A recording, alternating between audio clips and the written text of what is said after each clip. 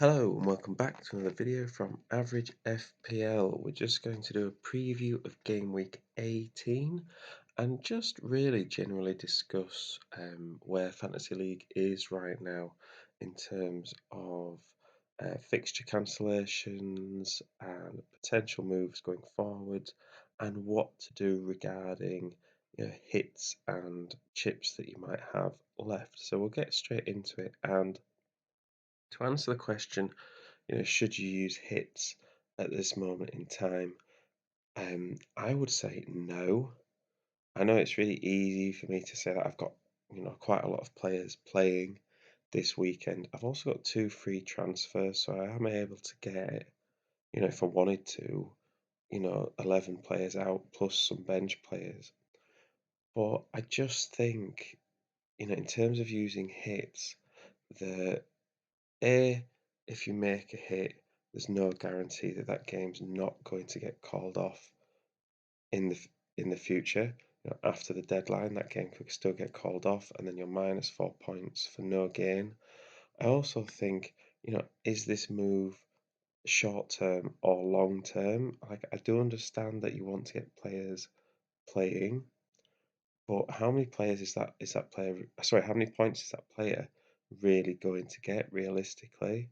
I wouldn't take a hit for a defender whose ceiling is 6 points because all it takes is one goal against, and they're going to get two, and you're actually doing more damage than good. It'd be minus 2 points to your team. I think sometimes in this situation, people panic too much, and it's really you just need to take stock, get your team sorted. Yeah, you want some players out there. Obviously, if you've got three players playing, that's a bit of a different situation to 8 players playing. Um, I think you would start considering maybe taking a hit if you had 7 players and no transfers to spend. I think that's maybe the threshold.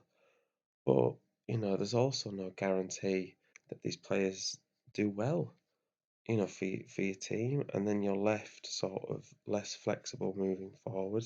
And I think these hits, once you break sort of the hit barrier and you start adding them in, it's really easy to get carried away. And, I just don't really see the value of it at this stage of the season with what's going on. I think you could protect the downside is greater than the upside, really, unless you were to take one hit for an attacker. But then looking at the fixtures, where are you looking this week?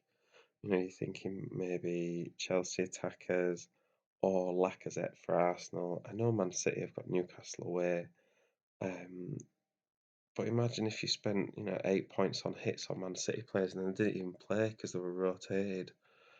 I think that's what I'm thinking of. I think, oh, Newcastle away, let's get Grealish, let's get Foden. And that is great right now. But you've also got to think Man City played midweek and at the weekend. And they also, both those players played. So, are they a chance of getting rotated? Um, so really, as well, if you've got players that aren't playing this weekend but have good fixtures afterwards, are you going to make a hit just to get them back in a couple of game weeks?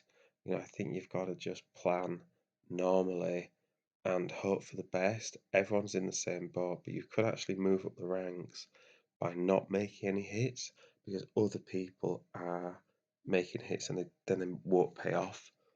I think if you've got transfers, just use your transfers and sit tight.